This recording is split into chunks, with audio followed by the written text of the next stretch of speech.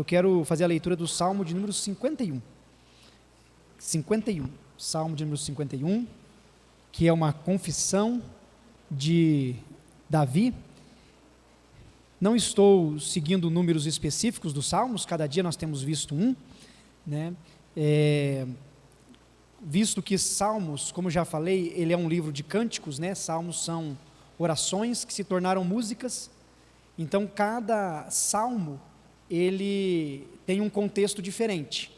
Apesar de termos divisão no livro dos Salmos, né, em 5 livros diferentes, eles são cânticos de adoração, então o capítulo anterior não necessariamente traz informações para o capítulo posterior, tá bom? Na verdade, a gente até nem fala capítulo no livro dos Salmos, a gente fala Salmo de número tal. Então, assim, é um dos livros da Bíblia que a gente não segue essa classificação habitual. Quando você fala assim, abra no Evangelho de Marcos, capítulo 5.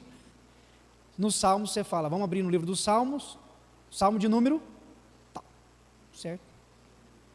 Dá na mesma, mas o correto é assim. Certo? Salmo 51. Todos acharam? Eu vou ler o salmo todo, são só 19 versículos, é um salmo conhecido. Compadece-te de mim, ó Deus, segundo a tua benignidade, e segundo a multidão das tuas misericórdias. Apaga as minhas transgressões. Lava-me completamente da minha iniquidade, e purifica-me do meu pecado. Pois eu conheço as minhas transgressões, e o meu pecado está sempre diante de mim. Pequei contra ti somente, e fiz o que é mal perante os teus olhos, de maneira que serás tido por justo no teu falar e puro no teu julgar. Eu nasci na iniquidade, e em pecado me concebeu minha mãe. Eis que te comprases na verdade, no íntimo e no recôndito, me fazes conhecer a sabedoria. Purifica-me com hisopo e ficarei limpo, lava-me e ficarei mais alvo que a neve. Faz-me ouvir o júbilo e alegria, para que exultem os ossos que esmagaste. Esconde o rosto dos meus pecados e apaga todas as minhas iniquidades. Cria em mim, ó Deus, um coração puro e renova dentro de mim um espírito inabalável. Não me repulses da tua presença, nem me retires o teu Santo Espírito. Restitui-me a alegria da tua salvação e sustenta-me com espírito voluntário. Então ensinarei aos transgressores os teus caminhos, e os pecadores se converterão a ti. Livra-me dos crimes de sangue, ó Deus, Deus da minha salvação, e a minha língua exaltará a tua justiça. Abre, Senhor, os meus lábios, e a minha boca manifestará os teus louvores. Pois não te comprases em sacrifícios, do contrário eu te daria, e não te agradas de holocaustos. Sacrifícios agradáveis a Deus são o espírito quebrantado, coração compungido e contrito, não o desprezará, ó Deus. Faze bem a Sião, segundo a tua boa vontade. Edifica os muros de Jerusalém. Então te agradarás dos sacrifícios de justiça, dos holocaustos e das ofertas queimadas, e sobre o teu altar se oferecerão novilhos. Amém. E aí? Este salmo é um salmo também do rei Davi, e o salmo ele é composto em um pedido de perdão do próprio rei Davi pelos erros que ele havia cometido, pelos pecados de Davi. Davi, como um rei de Israel, ele cometeu alguns erros e nós vamos conversar sobre isso aqui nessa manhã. Mas o salmo de número 51 é o salmo de um homem que abre o seu coração para Deus, reconhecendo os seus erros. A intimidade com Deus, ela sempre se dá por meio da oração. E aqui o salmista está abrindo o seu coração para Deus. Ele fala com Deus, ele dialoga com Deus. E além de falar com Deus, o que é extremamente importante nesses versos é a sinceridade de Davi na sua oração.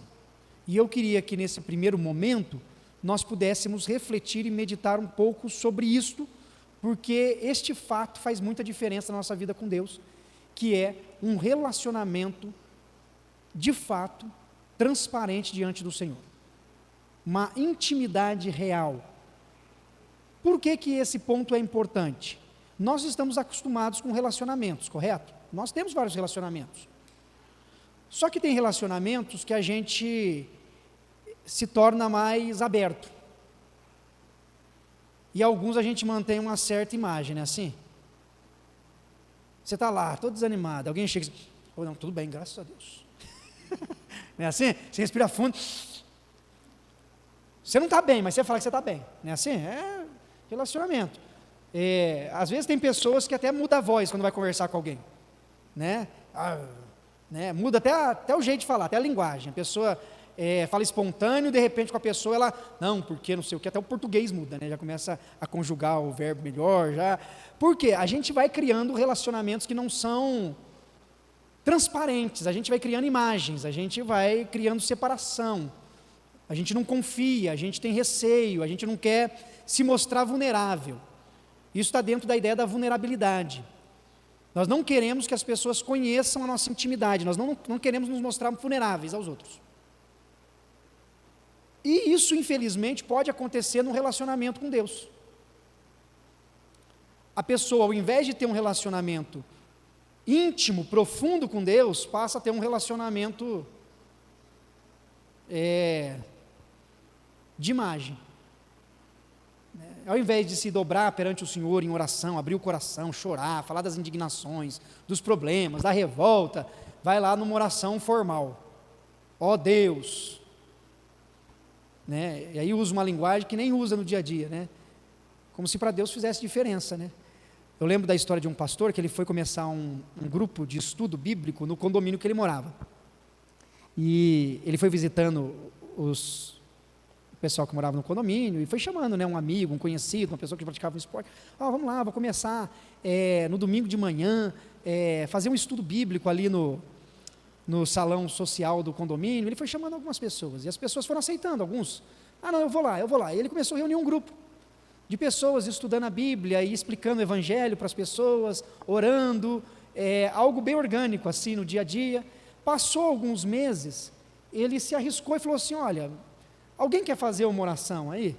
Alguém quer orar? E o pessoal que estava participando, era a pessoa que estava conhecendo o Evangelho. E aí, um deles, com o jeitão dele, assim, falou: eu quero orar. Aí ele falou assim: não, então pode orar. Aí o cara orou assim: ô Deus, está tudo bem aí, né? Eu queria falar que eu estou muito feliz de estar aqui com essa turma aqui. Está tudo beleza aqui. Que eu consiga continuar caminhando aí com você e aprendendo as coisas que você está me ensinando aqui, porque está legal. Valeu. Foi sincero? Foi uma oração que veio do coração? Não é assim que você fala com alguém? Ou você chega com alguém, seu Lindolfo, filho de não sei quem, né? Porque a gente fala Deus de Abraão, Isaac e Jacó, né? Então, seu Lindolfo, é muito bom tê-lo na minha presença, estou aqui com o coração.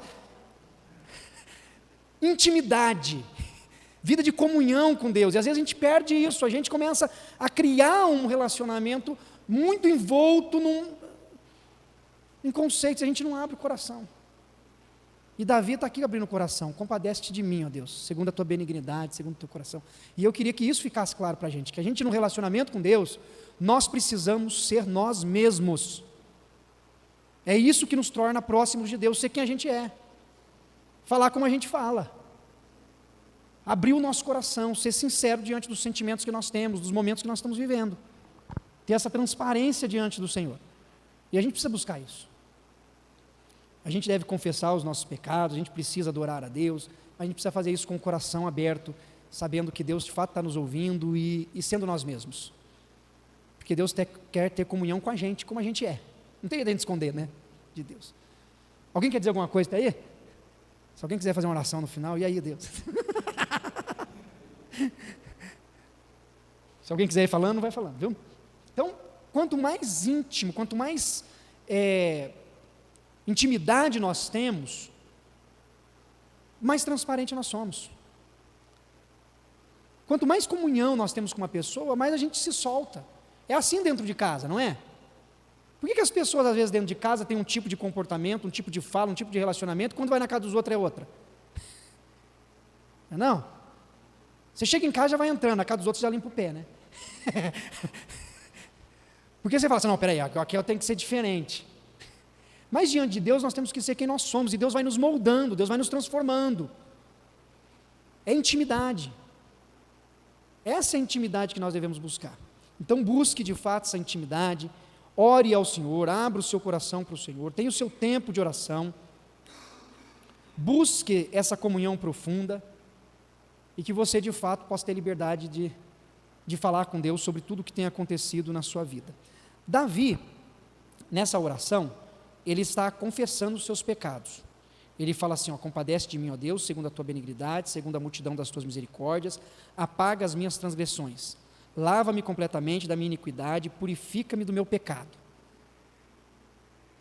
Todo mundo sabe quais foram os pecados de Davi aqui, que ele está... Porque ele teve outros, né? Lógico, porque o ser humano é pecador. Então, mas quais são os pecados que Davi se refere aqui no Salmo 51? Quem quer falar? Manuel, vamos lá. Isso aqui é bom para vocês recordar o contexto bíblico. Aqui ele está falando no caso de Urias e Betseba, né? E se a gente olhar um pouco para trás, né? Quando o povo de Israel foi invadir Jericó, Raabe foi salva ali. Então a gente viu assim a bondade de Deus, a misericórdia dele, e o que ele quer trazer para a gente. De Raabe, né, se a gente for ver lá, vem vindo, aí tem Ruth, né? E depois vem Davi. E aí a gente ainda vai olhar um pouquinho mais e vai ver que de Betseba sai o rei de Israel também, de um pecado. Então aqui é a hora que ele compadece de mim, lembra da tua misericórdia, né? Então a gente vai ver a misericórdia, a bondade de Deus, né, que a gente às vezes não pode entender, né? Mas o primeiro filho com Betseba morreu, ele mata Urias, né? Manda matar Urias.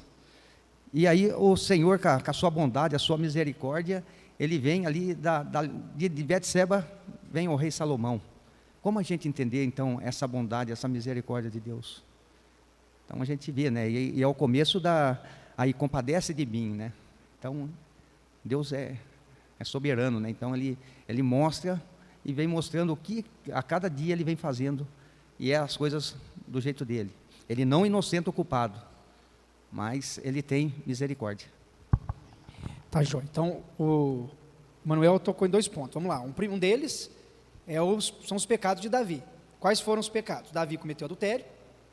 Enquanto o povo estava em guerra, ele adulterou com Betseba, que era a esposa de um dos seus soldados, Urias. A mulher engravidou. Diante da gravidez da mulher, ele manda chamar Urias, para Urias poder voltar para casa, para que ele pudesse encobrir o seu pecado. Porque daí, se o marido voltasse, ficasse com a esposa, não tinha DNA na época, não ia dar para levar para o laboratório, para ver de quem que era, então ele tentou esconder. Urias, com uma postura ética bem maior que Davi, falou, não vou para minha casa, como é que eu posso ir lá deitar com a minha esposa, ficar bem aqui, enquanto o exército está morrendo no campo de batalha, eu vou dormir na rua. Davi fica doido, porque não consegue encobrir o seu pecado. Como Urias se recusa, ele manda Urias de volta para a guerra, e manda uma carta pela mão do próprio Urias, uma carta fechada, para entregar para o comandante, e no carta dizia assim, coloca Urias na frente do campo de batalha para que ele morra. E Urias vai para a frente do campo de batalha e morre. E aí então, Davi assume o relacionamento com Betseba. Pisou na bola legal, né? O rei Davi. É muito interessante isso, porque a Bíblia não esconde, de maneira nenhuma, as limitações do ser humano. O homem é pecador na sua essência. Quando Davi faz tudo isso, ele ainda está com o coração endurecido. Rei, tem poder, tem força, mando, desmando mesmo, está lá no palácio dele tranquilo, até que chega um profeta. E um profeta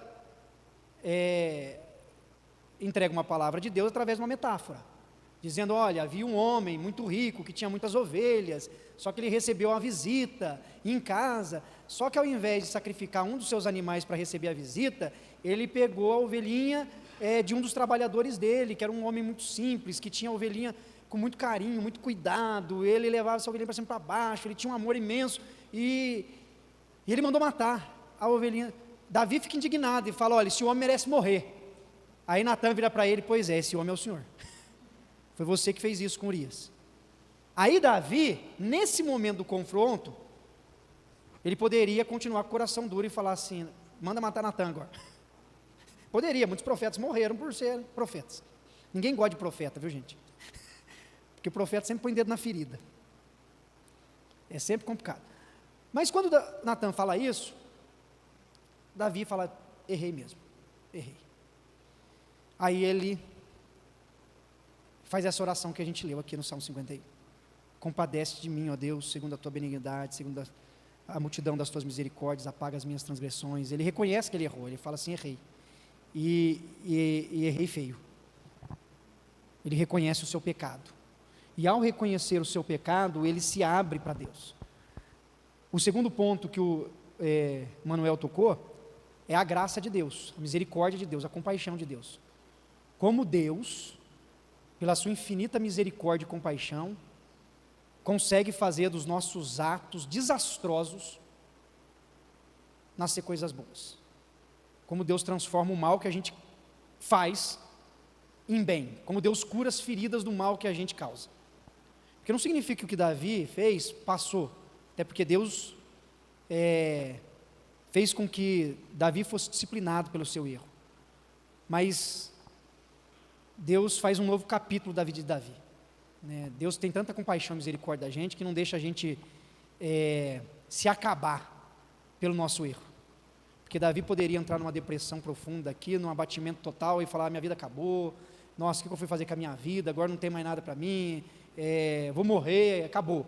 Tem muita gente que entra nisso, né? Tem gente que comete alguns erros, às vezes a gente até perdoa a pessoa que errou, mas a própria pessoa que errou não se perdoa, né? Já viu isso? A pessoa vai se acabando, porque ela não consegue superar. Por que ela não consegue? Porque é só a graça de Deus mesmo para transformar o mal que a gente muitas vezes faz em algo bom.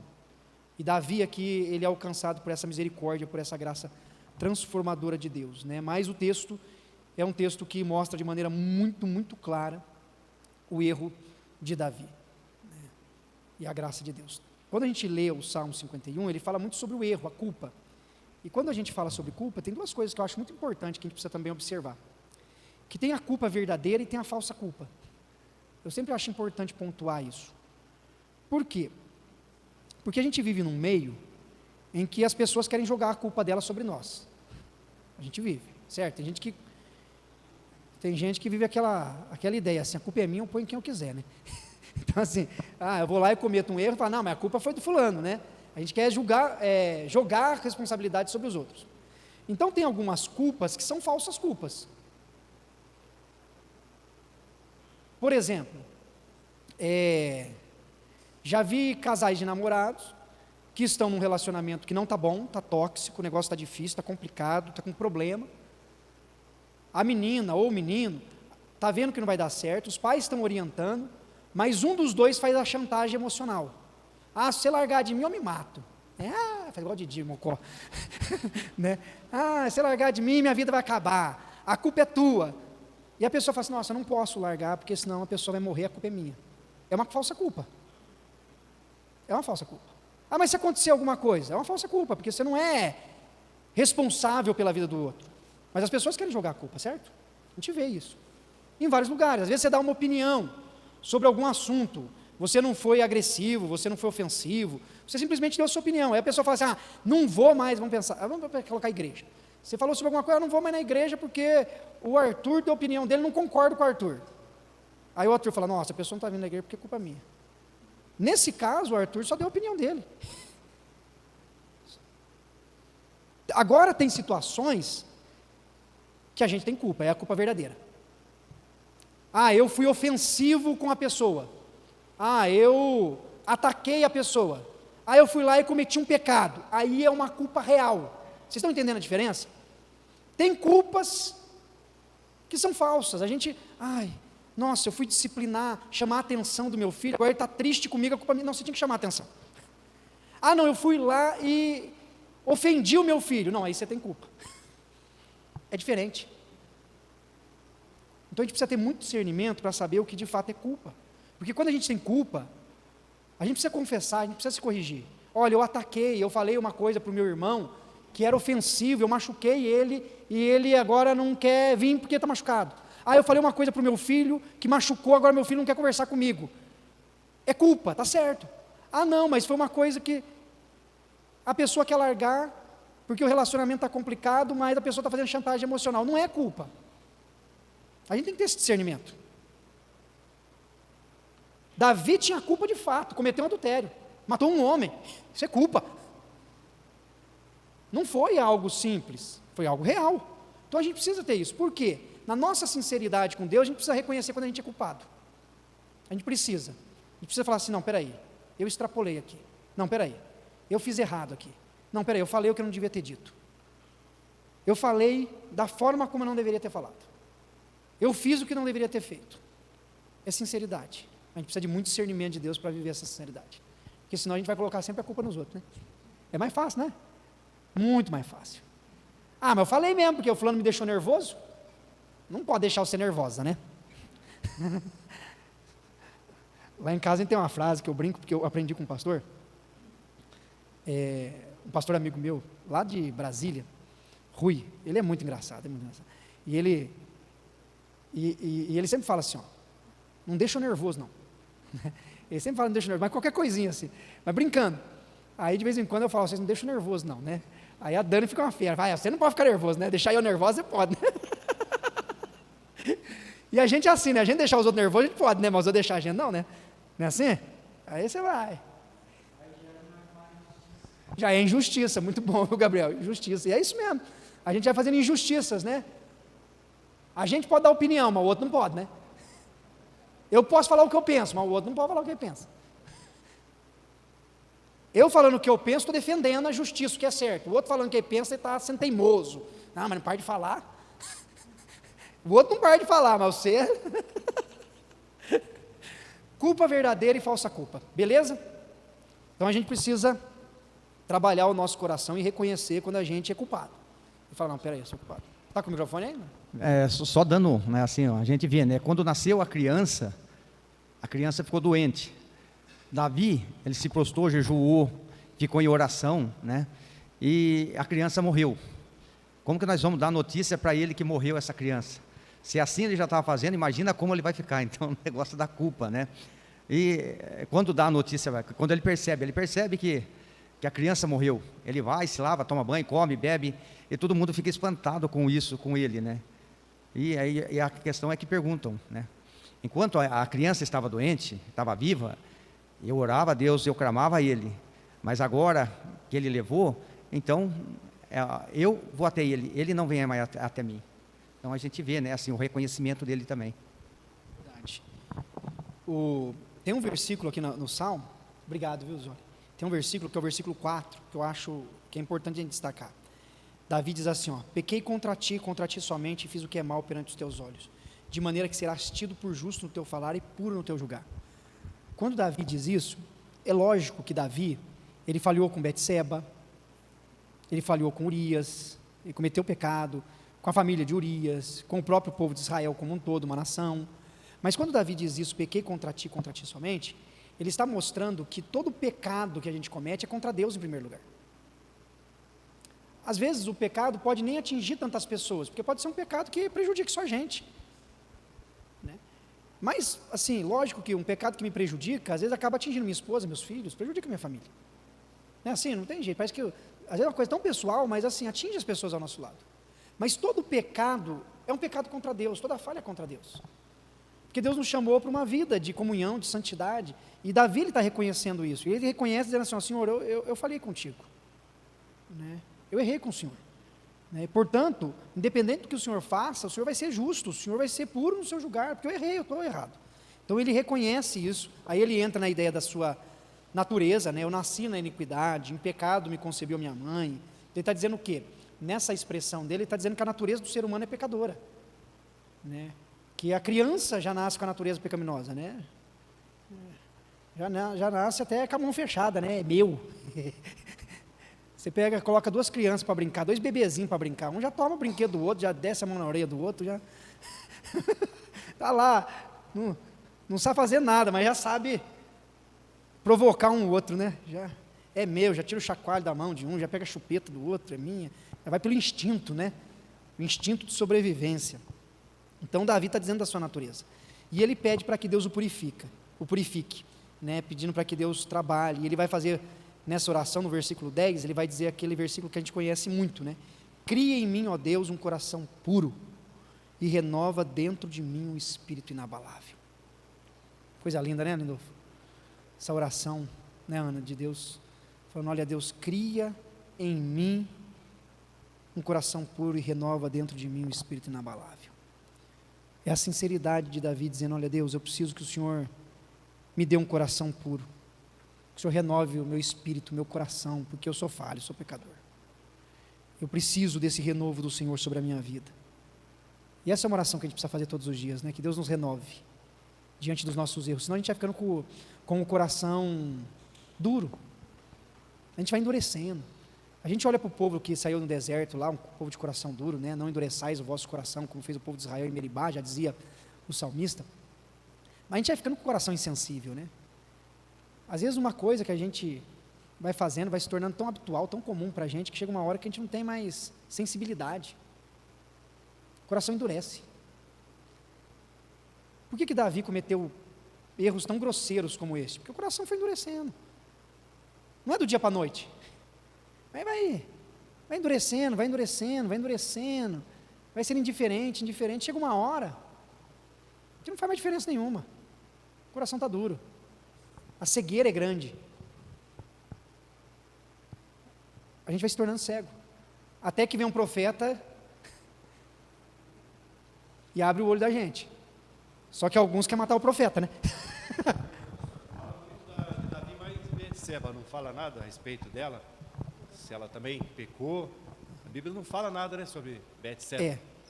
Não fala pelo seguinte, Betseba que é vítima. Por quê?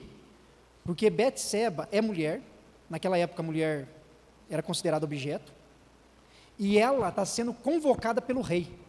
Ela não tem direito de negar. Ela tem que ir. O rei manda. Não tem essa cultura que nós temos hoje no século 21, da pessoa fazer as suas escolhas. Lá a cultura era totalmente diferente. Então Betseba ela é forçada nesse caso. Diferente, por exemplo, da mulher samaritana que escolheu uma vida de prostituição. Então são contextos diferentes. Por isso que a Bíblia não toca nesse assunto. Esse é um outro erro de Davi. Porque ele faz o uso do seu poder, né? Então assim, e hoje em dia a gente tem muito isso. Até hoje você tem pessoas que têm muito poder que obrigam o outro a fazer. Né? A gente teve até eu não vou entrar muito no detalhe, porque eu não estudei, não vi, acompanhei tanto, mas o problema que está dando em Hollywood, né, do caso do Didi, não sei se o pessoal tem acompanhado, de toda essa indústria cinematográfica, que as pessoas eram exploradas sexualmente para poder ter sucesso profissional. Grandes artistas, quase todos foram abusados sexualmente. Está estourando isso de maneira avassaladora. Por quê? Porque quem tem poder, eles levavam para as festas, as pessoas ficavam sem poder de reação. Só tinha um caminho, ou denunciava ou ficava em silêncio. Só que numa cultura como a nossa, quem é fraco e denuncia, geralmente é perseguido. Esse é o problema. O poder ele é muito corrompido. Então é por isso. Duro, né? E o pastor, só assim o Jael falou, né, da Betseba, mas a gente vai ver o castigo que vem em cima de Davi, que o profeta falou para ele, que na casa dele, o próprio filho ia possuir as concubinas dele, ao pleno à luz do dia, né? O outro filho foi morto pelo próprio Absalão, né? Então a gente vai vendo o pecado que ele fez gerou e a consequência que ele trouxe. Então assim, dentro da casa dele, né, o Jael falando de Betseba, mas só que aí mostra claramente que Davi realmente foi aquele que induziu, né? Que ele pecou, né? Então é só a gente ver, né, que a consequência que veio. Davi pisou na bola. É difícil, né? E é um caso muito claro nas Sagradas Escrituras, né? E aí você tem uma expressão que fala que Davi era um homem segundo o coração de Deus.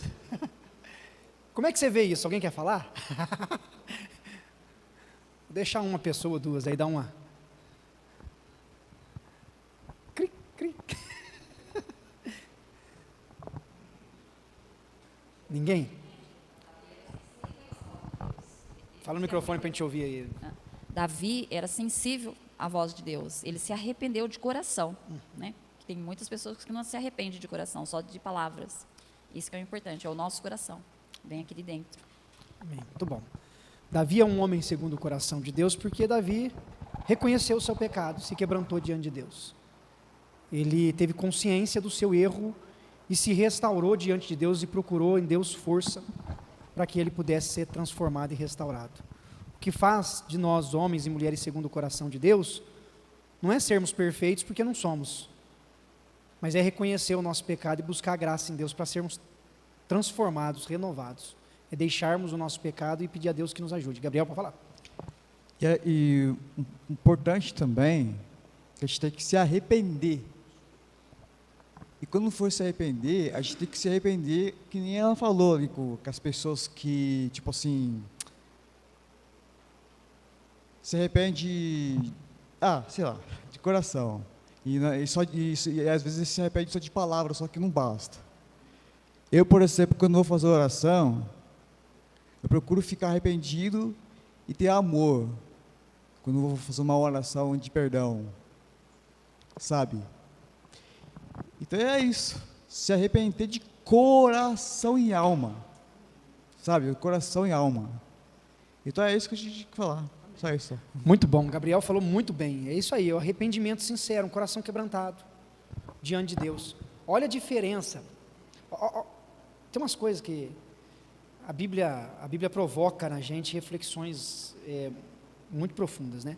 Quando você olha a vida de Saul e a vida de Davi, às vezes nós podemos correr o risco de pensar que houve uma desproporção na ação de Deus sobre um e sobre o outro. Porque olha só, Davi, a gente acabou de ver, cometeu adultério, mandou seus soldados buscar a mulher, ela foi obrigada. Ele tentou enganar, esconder, mesmo diante da fala do próprio Urias, que já deveria ter sido algo que despertasse a consciência dele, diante de, não vou, não posso, o povo está lá, mandou Urias para frente do campo de batalha, Urias morreu. Diante de tudo isso, a gente vê um Davi que é restaurado, curado, perdoado e transformado. Quando você pega Saul, qual que foi o pecado de Saul?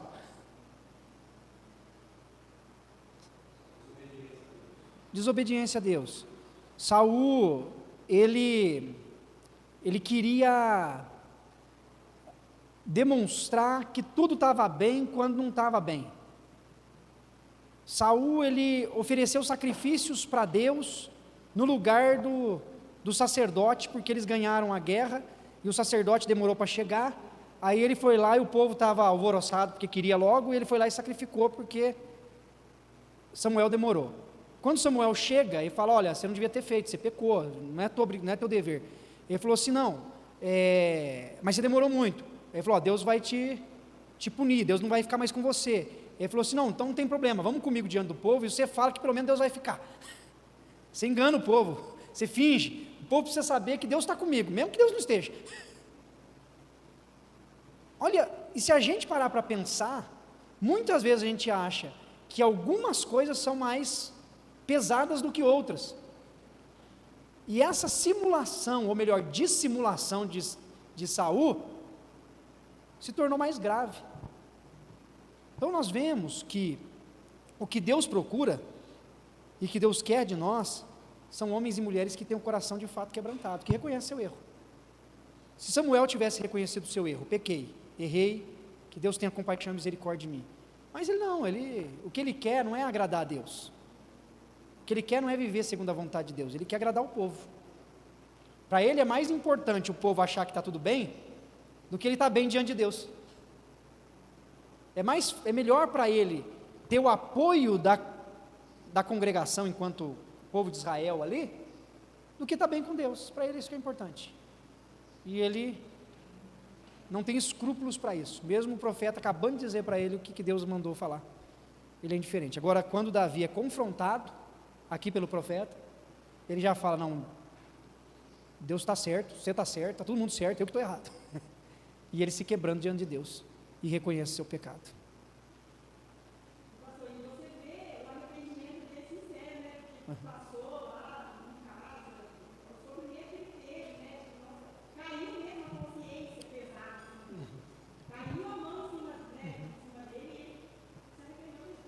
Sim. Davi teve arrependimento genuíno, sincero. E é isso que faz de nós, homens e mulheres, segundo o coração de Deus, arrependimento sincero. Quebrantamento genuíno. E Davi colheu as consequências do seu erro. Assim como nós também, quando nós erramos, confessamos, somos pela graça de Deus perdoados. Mas tem consequência. Se a gente fala, nossa, onde eu estava com a cabeça quando eu fui fazer? Mas aí tem que lidar com as consequências. E minimizando os efeitos colaterais, né? E resolvendo aqui, curando ali, respirando fundo. Porque tem consequências, não tem jeito. Mas louvado seja o Senhor, porque a graça dele é maior. É muito melhor lidar com as consequências dos nossos erros, com a graça de Deus nos consolando e nos fortalecendo, do que lidar com as consequências do nosso erro, sem a presença de Deus cuidando da nossa vida, não?